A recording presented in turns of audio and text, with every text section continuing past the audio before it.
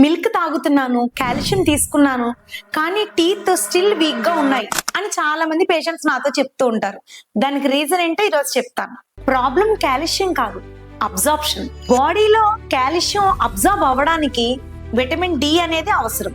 బాడీలో 70% కాల్షియం అనేది బాడీలోంటి ఎగ్జిట్ అయిపోతుంది వితౌట్ విటమిన్ డి. ఇండియాలో 70% పాపులేషన్ కి విటమిన్ డి డెఫిషియన్సీ ఉందని తెలిసింది.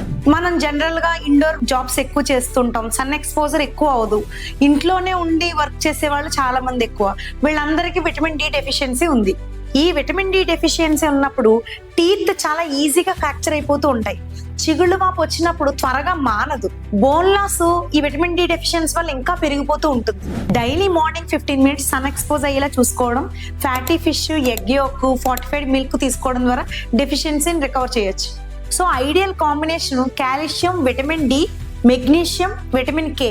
ఈ కాంబినేషన్ మన టీత్, బోన్స్ కి చాలా ఇంపార్టెంట్. మీలో ఎంతమంది విటమిన్ డి టెస్ట్ చేయించుకున్నారో కమెంట్ లో చెప్పండి.